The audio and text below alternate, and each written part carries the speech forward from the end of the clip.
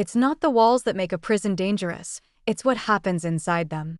In the quiet countryside of Nottinghamshire stands HMP Ranby, a prison that has repeatedly appeared in inspection reports and news investigations for violence, drugs, and rising safety concerns. According to reports from the UK's Inspectorate of Prisons, incidents of assaults and contraband inside British prisons have increased in recent years, and Ranby has been at the center of several alarming findings. Weapons discovered inside cells. Organized inmate groups controlling wings. Staff struggling to maintain order. So, what is life really like inside one of Britain's most troubled Category C prisons?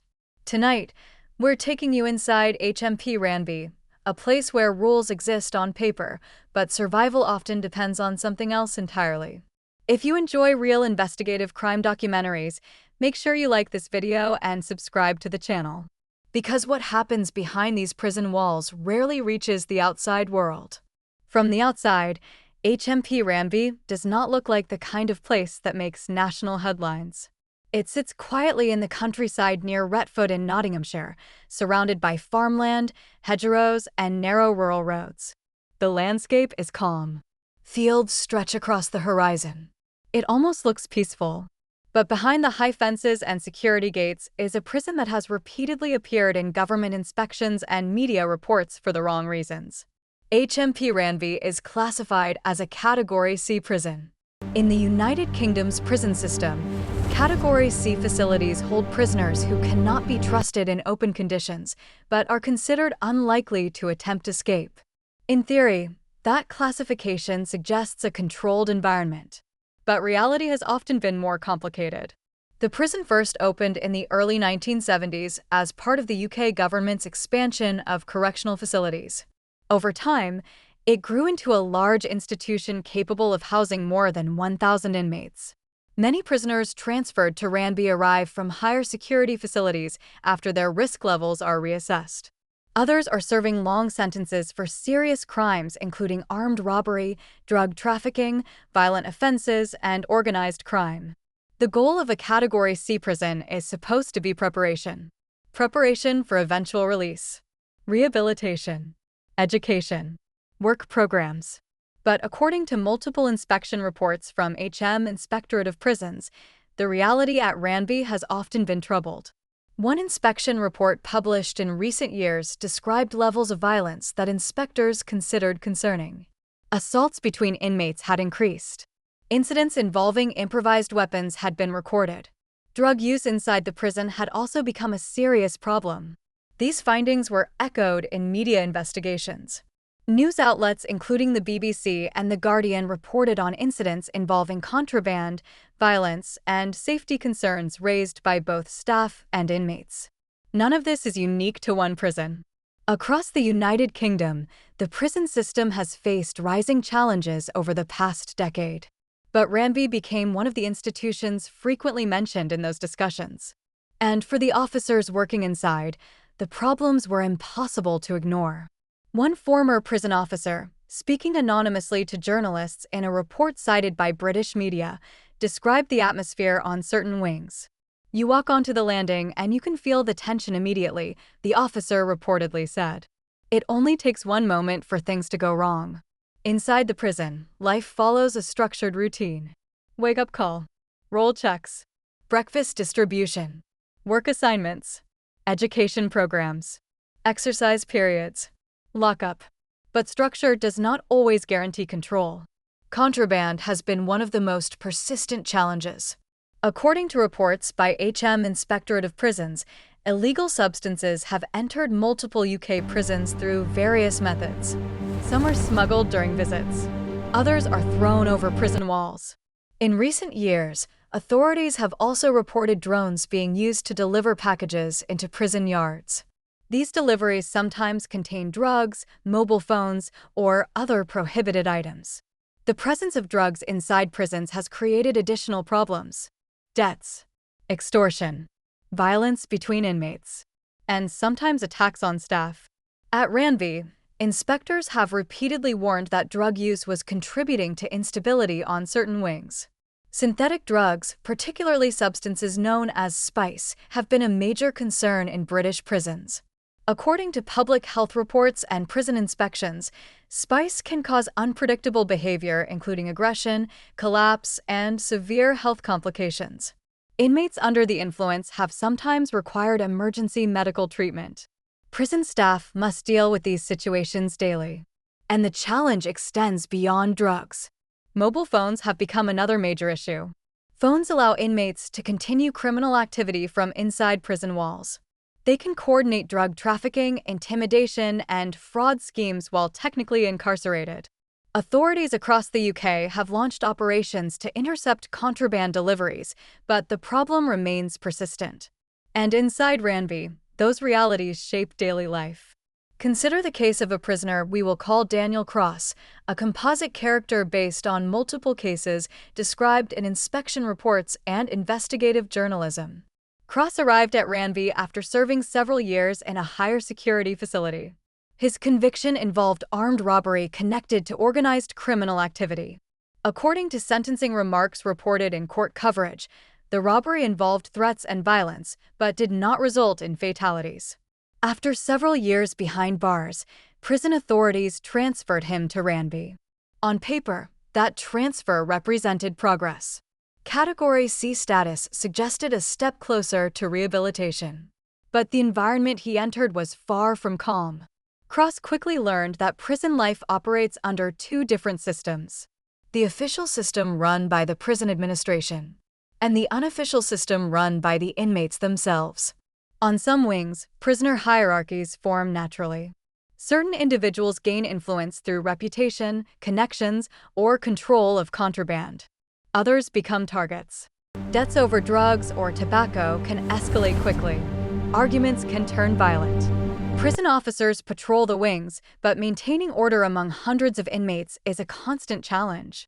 Inspection reports have acknowledged improvements at times. Education programs have been expanded.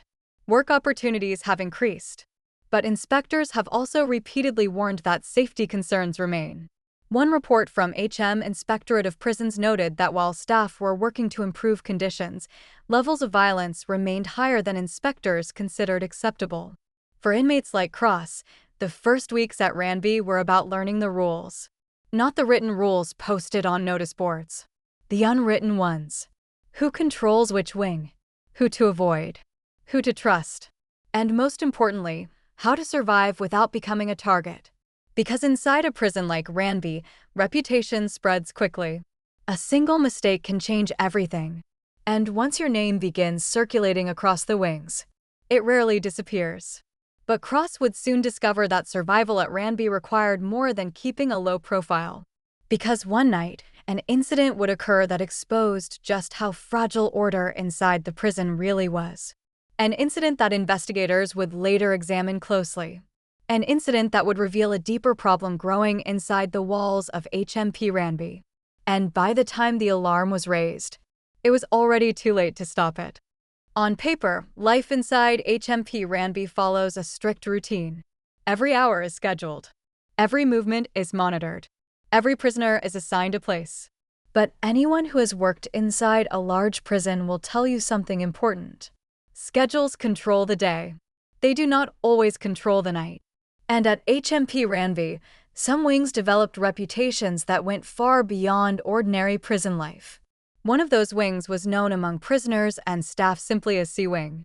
The name appears in various inspection reports and media discussions about the prison's layout, though individual incidents on specific wings are not always publicly detailed. Like many large British prisons, Ranby is divided into multiple residential units, each holding dozens of inmates. Each wing has its own atmosphere, its own culture, its own tensions. And C Wing had a reputation. It was loud, busy, restless. Prison officers sometimes described it as the wing that never truly slept. During the day, it looked like any other part of the prison. Men lined up for medication. Others headed to work assignments. Some attended education classes. According to reports from HM Inspectorate of Prisons, programs like these are central to the UK prison system's rehabilitation strategy.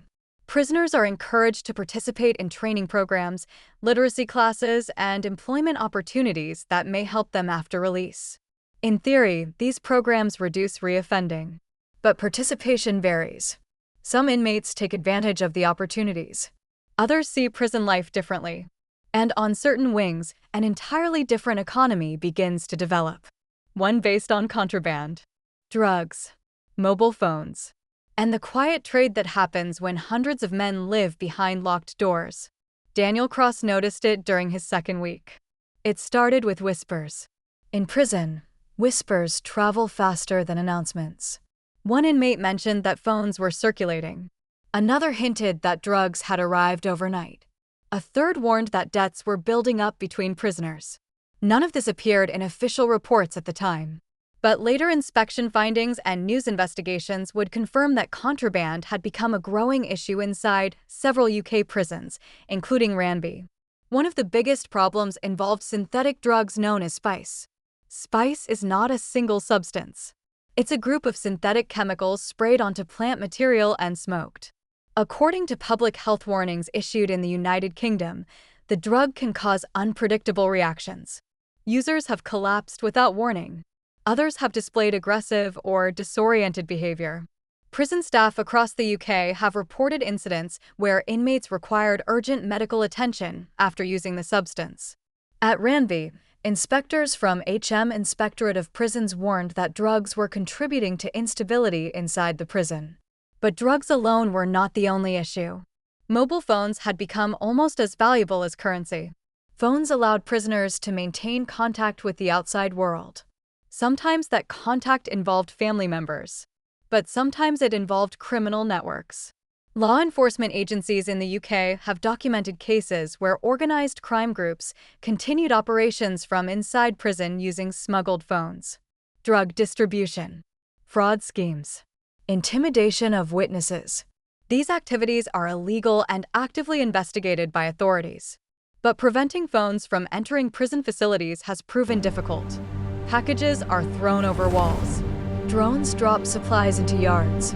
Visitors attempt to smuggle items inside clothing or food. And sometimes corrupt individuals assist the process. Most prison staff work professionally under extremely difficult conditions. But investigations across multiple prison systems worldwide have occasionally uncovered cases where individuals were bribed or coerced into assisting smuggling operations. Those incidents remain relatively rare compared to the thousands of officers working responsibly. But when they occur, they can have serious consequences. Daniel Cross did not know the full scale of the contraband trade, but he could see signs of it. Certain inmates suddenly had money for the prison canteen. Others seemed to receive regular deliveries of tobacco or extra food. Some prisoners always had access to phones. They disappeared into their cells for hours, speaking quietly behind closed doors. And everyone knew who controlled the supply. Inside many prisons, informal hierarchies develop. Some prisoners become leaders. Others become followers. A few become enforcers. These roles are not officially recognized, but they influence life on the wing. Cross tried to avoid them. His plan was simple: keep his head down, serve his time, stay away from trouble. But prison life rarely allows someone to remain invisible forever. One evening during association hour, the period when prisoners can leave their cells to socialize on the wing, Cross noticed a small crowd gathering near the staircase. Two inmates were arguing. The argument seemed quiet at first, but voices began rising. Other prisoners stepped closer. Arguments inside prisons often start with something small: a missing item, a debt, a perceived insult. In this case, according to what several inmates later claimed in reports to officers, the argument involved a drug debt. One prisoner owed money. The other wanted payment. Situations like this are not uncommon in prisons where contraband circulates. Debt creates pressure. Pressure creates conflict. The officers on duty moved quickly. Staff are trained to intervene before arguments escalate. The two inmates were separated. Each was escorted to a different area. For a moment, the situation seemed under control. But tensions do not disappear simply because a conversation ends. Sometimes they move quietly underground. Later that night, long after the wing had been locked down, a noise echoed through the corridor. A loud bang, then shouting. Then the unmistakable alarm that signals an emergency inside a prison. Officers rushed toward the source of the disturbance. When they arrived, they discovered an inmate lying on the floor of his cell. He had been attacked. Details of the assault were not immediately released publicly, and reports in situations like this often remain limited while investigations are conducted. But according to accounts later referenced in media coverage about violence in UK prisons, incidents like this have raised serious concerns about safety inside facilities struggling with rising tensions. The injured prisoner was transported for medical treatment. Prison investigators began interviewing inmates. Officers searched nearby cells for weapons or contraband. Improvised weapons are sometimes discovered after assaults in prisons. These weapons can be made from everyday objects: toothbrushes, metal fragments, pieces of plastic, anything sharp enough to cause harm. But proving exactly what happened inside a locked cell can be difficult. Prison corridors rarely have cameras inside individual cells. Witnesses are often reluctant to cooperate, and inmates who speak to investigators may face consequences from other prisoners. The investigation at Ranby continued for weeks. Some details remained unclear. Others were marked in official reports simply as under investigation.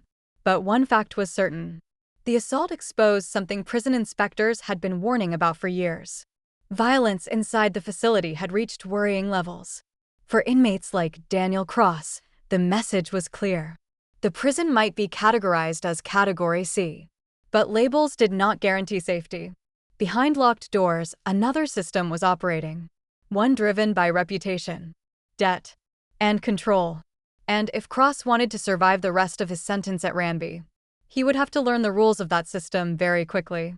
Because the next incident on the wing would prove that the first attack was not an isolated event. It was only the beginning. Inside HMP Ranby, the official rules of prison life are printed on notice boards. Schedules, regulations, disciplinary procedures.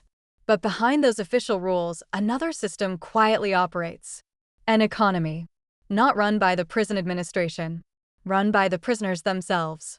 According to inspection reports from the HM Inspectorate of Prisons and Investigations reported by major UK media outlets, contraband has become one of the biggest challenges facing British prisons in recent years. Contraband means anything prisoners are not allowed to possess. Drugs, mobile phones, weapons, sometimes even ordinary items that can be traded like currency. Inside prisons, these items become incredibly valuable because supply is limited, demand is high, and enforcement is constant. At Ranby, the contraband economy had grown quietly over time. Some items entered through visits. Visitors arriving at prisons in the United Kingdom pass through security checks, but smuggling attempts still occur.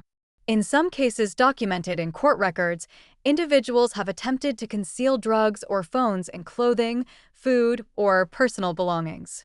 Other deliveries came from outside the prison walls. In recent years, authorities across the UK have confirmed the use of drones to drop packages into prison yards. The packages sometimes contain drugs, SIM cards, or small mobile phones designed specifically to evade detection. These devices are often called burner phones. They are tiny, easy to hide, and extremely valuable inside prison walls. According to reports by law enforcement agencies, a single smuggled phone inside prison can sometimes sell for hundreds or even thousands of pounds depending on demand. But phones were only part of the story. The bigger problem was drugs. One substance in particular had changed the atmosphere inside many British prisons: synthetic cannabinoids, known on the wings simply as spice. Public health warnings issued across the United Kingdom have described spice as one of the most dangerous drugs circulating in prisons. Unlike traditional cannabis, synthetic cannabinoids can produce unpredictable effects. Users have collapsed without warning. Others have experienced paranoia, confusion, or violent behavior. According to news investigations and prison inspection reports, staff in multiple UK prisons have had to respond to emergencies involving prisoners under the influence of spice. Sometimes inmates become unconscious. Sometimes they become aggressive. And sometimes they simply lose control. Prison officers must respond immediately. Medical teams are called. Cells are searched. Investigations begin. At Ranby, inspectors noted that drugs were contributing to rising instability within the facility. But stopping the flow of contraband is extremely difficult. A prison housing more than 1,000 inmates is like a small city. Hundreds of staff members move through the buildings daily. Supplies arrive from outside vendors. Visitors enter the complex. Deliveries pass through security checkpoints. And in that constant movement, small items can sometimes slip through unnoticed. For inmates who control the contraband trade, those items represent power. Power means influence. Influence means protection. And protection can mean survival. Daniel Cross began to understand this during his 3rd month at Ranby. Until then, he had managed to stay out of trouble. He attended work assignments, spent evenings in his cell reading, avoided the loudest groups on the wing. But avoiding trouble inside prison is not always possible. One afternoon during association period, Cross was approached by another inmate. The man was older, mid-30s, calm, confident. His name, at least the name other prisoners used, was Marcus Tate. Tate is a composite character based on descriptions of influential prisoners documented in prison reports and investigative journalism. In many prisons, certain individuals develop reputations as organizers or leaders among inmates. Sometimes they mediate disputes. Sometimes they control contraband distribution. Sometimes they simply command respect. Tate appeared to be one of those individuals. He spoke quietly, directly. "You're the new lad from C-Wing," he said. Cross nodded cautiously. Tate asked a few questions. Where he had been transferred from. How long he had left on his sentence. Whether he needed anything. At first the conversation seemed harmless. Friendly even. But inside prison, offers rarely come without expectations. Cross declined politely. "I'm all right," he said. Tate smiled slightly. "No one's ever just all right in here," he replied. Then he walked away. The conversation lasted less than 2 minutes. But its meaning was clear. Tate had noticed him. And once someone like Tate notices you inside prison, you are no longer invisible. Over the next few weeks, Cross observed how the informal economy worked. Packages moved quietly between cells. Canteen goods were traded. Phones appeared and disappeared. Some inmates had access to things others could not obtain. And when debts were not paid, consequences followed. Prison inspectors across the UK have documented the problem of prison debt. Inmates who borrow tobacco, drugs, or phone access sometimes find themselves unable to repay what they owe. The result can be intimidation, extortion, or violence. Staff work constantly to prevent these situations. But the reality is that many disputes happen out of sight, inside locked cells, behind closed doors. One evening, Cross witnessed the aftermath of such a dispute. A prisoner from another wing appeared at the end of the corridor surrounded by officers. His face was bruised. Medical staff were called. Other inmates were ordered back into their cells. The wing was locked down while officers conducted searches. Incidents like this are not always reported publicly unless they result in major injuries or criminal charges. But prison inspectors reviewing safety records have repeatedly warned that assaults between inmates remain a serious concern in many UK prisons. The atmosphere at Ranby began to change. Not dramatically, but noticeably. Officers increased searches. Drug detection dogs appeared more frequently. Cells were inspected for contraband. Prison administrators launched internal investigations. These actions were part of broader efforts across the UK prison system to reduce contraband and improve safety. But enforcement often leads to unintended consequences. When supply becomes harder to obtain, prices rise. When prices rise, debts increase. And when debts increase, conflict follows. Daniel Cross tried to stay out of it. But prison life has a way of pulling people into situations they never expected. One evening during a routine search, officers entered his cell unexpectedly. Searches are normal inside prisons. Cells can be inspected at any time. Cross stood quietly while officers checked the mattress, desk, and shelves. They found nothing illegal. But the search still had consequences. Because later that night, someone knocked on his cell door. A quiet tap, then a whisper through the vent. "You've got a problem." Cross froze. "Who is this?" he asked. The voice answered immediately. "You've been noticed." Then silence. Inside prisons, messages like that carry weight. They mean something has changed. Something serious. And the next morning, Cross would discover exactly what that message meant. Because overnight, a new shipment of contraband had entered the prison. And somehow, his name had become connected to it. A connection he had never asked for. And one that could place him directly in the middle of Ranby's most dangerous problem. Inside HMP Ranby, searches are part of everyday prison life. They happen without warning. Cells are inspected. Corridors are locked down. Prisoners are told to stand back while officers go through their belongings piece by piece. Sometimes the searches uncover nothing. Other times they reveal exactly what the prison authorities are trying to stop. Contraband. Drugs. Mobile phones. Improvised weapons. According to inspection reports published by the HM Inspectorate of Prisons, searches are one of the main tools used by prison staff to prevent illegal items from circulating inside UK prisons. But the challenge is enormous. A prison the size of Ranby houses well over 1,000 inmates. Hundreds of cells. Multiple wings. Workshops, classrooms, exercise yards. Contraband can move quickly through a system that large. And sometimes the authorities only discover it after the fact. The morning after the whispered warning through the vent, Daniel Cross woke to a sound that every prisoner recognizes immediately. Keys. Heavy metal keys clanking together as officers moved down the landing. Then came the command. "Stand by your doors." The wing had been locked down. From his small window, Cross could see officers gathering at the end of the corridor. More than usual. Several carried large plastic containers used to store confiscated items. One officer held a clipboard. Another walked beside a drug detection dog. Search operation. Large ones like this do not happen every day. The atmosphere on the wing changed instantly. Prisoners stopped talking. Cell doors remained shut. Everyone waited. The officers began at the far end of the landing. One cell at a time. The process was methodical. Door unlocked. Inmate escorted out. Hand searched. Cell inspected. Mattress lifted. Clothing examined. Books shaken open. Every surface checked. Cross had seen searches before, but something about this one felt different. More serious. More urgent. The dog barked suddenly. 2 cells down.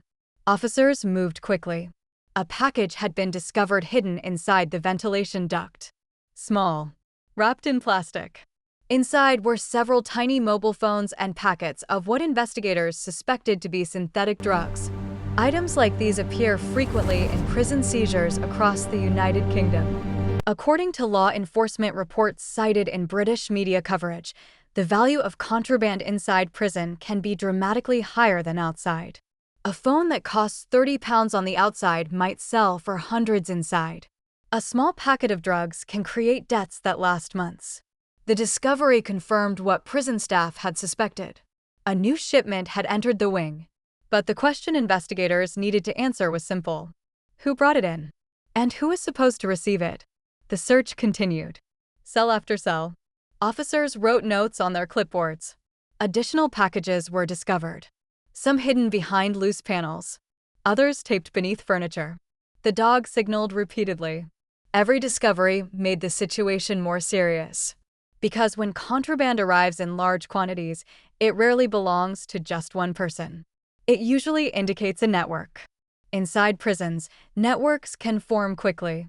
Some inmates handle distribution. Others manage payments. A few individuals control everything. Prison investigators must determine how the system operates. Because dismantling that network is the only way to stop it. By the time officers reached Cross's cell, the tension on the wing had grown thick. The door opened. 2 officers entered. Cross stood against the wall as instructed. They searched the mattress, the sink, the small desk. One officer checked the vent above the bed. Nothing. The search took less than 5 minutes.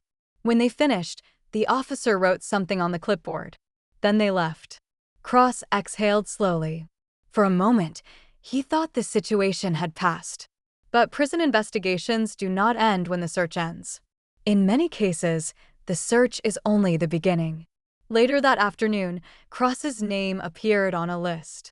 The list meant one thing: interview. He was escorted to a small room used for prisoner questioning. Inside sat two individuals, one prison security officer, and another man wearing plain clothes. Investigators from the prison service sometimes assist in these cases, especially when contraband operations appear organized. The officer spoke first. "Daniel Cross," he said. "You've been on C-Wing 3 months." Cross nodded. "Yes." The investigator leaned forward slightly. "We believe the contraband found this morning was intended for distribution across several cells." Cross remained silent. "We also have reason to believe your name came up in connection with the delivery," the investigator continued. Cross felt his stomach tighten.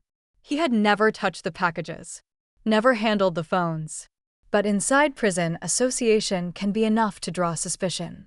Sometimes a name appears during questioning. Sometimes another inmate mentions it to deflect blame.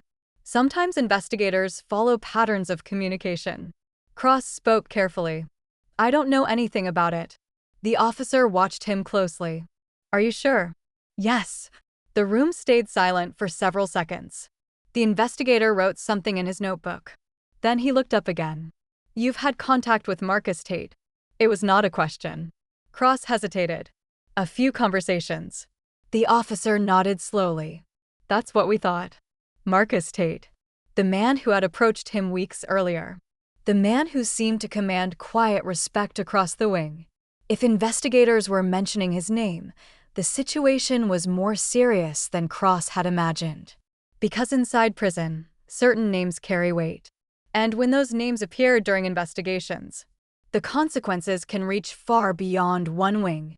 The interview ended shortly afterward. Cross was escorted back to his cell. But the atmosphere on C-Wing had changed completely. Several prisoners had been removed for questioning. Others were placed under observation. And rumors began spreading across the landing. The search had uncovered more contraband than anyone expected. Phones, drugs, lists of names. But investigators were still missing something: the person organizing it all. And as the investigation deepened, officers began to realize something troubling. The network operating inside Ranby might be larger than anyone had believed. Because the next discovery would reveal that the contraband trade inside the prison was not just controlled by inmates. Someone on the outside might be helping. And if that was true, the investigation was about to become much bigger. Inside HMP Ranby, the search operation had already uncovered more contraband than prison staff expected. Mobile phones, packets of synthetic drugs, lists of names written on scraps of paper. But prison investigators quickly realized something important. The items themselves were not the real problem. The real problem was how they got inside. Because prisons like Ranby operate under heavy security, visitors pass through checks. Staff move through controlled entrances. Deliveries are monitored. Surveillance cameras watch nearly every corridor. And yet the contraband had still arrived. That meant one of three things had happened. The items had been thrown over the prison walls. They had been delivered by drone. Or someone inside the system had helped move them through. Investigators began examining all three possibilities. Across the United Kingdom, prison authorities have confirmed multiple cases where drones were used to drop packages into prison yards. These drones often fly at night, releasing small parcels attached to fishing lines or cords. The packages usually contain drugs, SIM cards, or mobile phones. Law enforcement agencies have spent years trying to stop these deliveries. But technology has made it difficult. Small drones are quiet, fast, and hard to detect in darkness. But in the case at Ranby, investigators were not certain drones were responsible. The packages discovered during the search had been carefully distributed across several cells. That suggested organization, planning, coordination. And coordination often requires communication. The mobile phones seized during the search became a critical part of the investigation. Phones recovered from prisons are typically analyzed by digital forensics teams. Investigators examine call histories, text messages, and contact lists to determine who the device communicated with. Sometimes those records reveal connections to criminal networks outside prison walls. According to law enforcement reports in the UK, prisoners have occasionally used smuggled phones to continue illegal activity while incarcerated. Drug trafficking, fraud schemes, intimidation of witnesses. Authorities treat those cases extremely seriously. The phones recovered from C Wing were sent for analysis. Meanwhile, interviews continued. Prison officers questioned multiple inmates about the contraband network. Some refused to speak. Others claimed to know nothing. But investigators knew one thing from experience. Eventually, someone talks. And when someone talks, the entire picture can change. During one interview, an inmate mentioned a name: Marcus Tate. The same name investigators had already asked Daniel Cross about. Tate had not been caught with any contraband during the search. His cell had been clean. But inside prison systems, influence is rarely measured by what someone carries. It is measured by what others say about them. Several inmates described Tate as someone who could obtain things: phones, drugs, extra supplies. Nothing had ever been proven. But the rumors were consistent. And prison investigators are trained to pay attention when the same name appears repeatedly. Tate was placed under closer observation. His phone calls were reviewed. His visitor records were examined. Investigators looked for patterns. And slowly, a picture began to emerge. According to information gathered during the investigation, Tate had regular contact with several individuals outside the prison. Family members, friends, associates. None of that was unusual.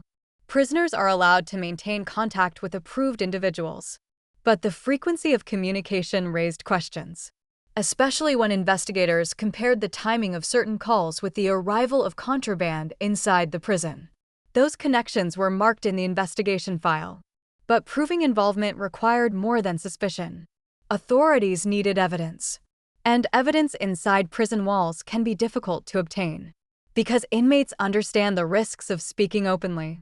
Prison investigators continued gathering information quietly. Meanwhile, life inside Ranby continued as usual. Cells opened each morning. Prisoners attended work assignments. Education programs resumed. The wing returned to routine. But underneath that routine, tension remained. Word had spread about the investigation. Several inmates had already been transferred to different wings. Others had lost privileges while inquiries continued. Daniel Cross kept his distance from the situation. After the interview with investigators, he avoided conversation with anyone connected to the contraband trade. Inside prison, survival often means staying far away from investigations. Because when authorities begin asking questions, anyone nearby can become part of the story. Weeks passed. Then one morning, officers arrived at Marcus Tate's cell. They escorted him quietly off the wing. Transfers like this happen regularly inside prison systems. Sometimes inmates are moved for security reasons. Sometimes for disciplinary investigations. Sometimes for their own protection. The prison administration did not publicly announce the reason. But inmates on the wing understood what it meant. The investigation had reached a conclusion. Whether Tate had been directly responsible or simply connected to others involved remains unclear in the public record. Some details of prison investigations remain confidential. But the contraband network that had been operating on C Wing was effectively disrupted. The phones were confiscated. The drugs removed. The individuals suspected of organizing distribution were separated. For prison authorities, the operation represented a necessary step toward restoring order. But the story of Ranby did not end there. Because the issues uncovered during the investigation were not unique to one wing or one prison. Across the United Kingdom, the prison system continues to face challenges involving contraband, violence, and overcrowding. Inspection reports from Inspectorate of Prisons have repeatedly warned that many facilities require improvements in safety and rehabilitation programs. At the same time, thousands of prison officers work daily under difficult conditions to maintain control and protect both staff and inmates. The system is complex, and the debate about how prisons should operate continues across the country. For inmates like Daniel Cross, the lesson from the investigation was simple. Inside prison, reputation matters. Association matters. And sometimes survival means staying as far away as possible from the invisible networks operating behind the scenes. Months after the search, C Wing felt different. Quieter. More cautious. Officers conducted searches more frequently. Drug detection dogs appeared often. Phone signal blocking technology was expanded. Authorities were determined to prevent the same situation from happening again. But prisons are environments where tensions never disappear completely. Because behind the fences and security gates, hundreds of individuals with complicated histories live together under strict control. Conflicts arise. Rules are tested. And the balance between order and chaos must be maintained every day. From the outside, HMP Ranby still looks like a quiet facility sitting among fields in Nottinghamshire. The countryside surrounding it remains calm, peaceful, ordinary. But inside those walls, the reality of prison life continues. Schedules, searches, investigations, and the constant effort by staff to keep control in a place where one mistake can change everything. For the men serving their sentences there, each day is another step toward release, or another day behind the same locked door. And for the officers walking those corridors, the mission remains the same. Maintain order, protect lives, and make sure that whatever happens behind the walls never spreads beyond them.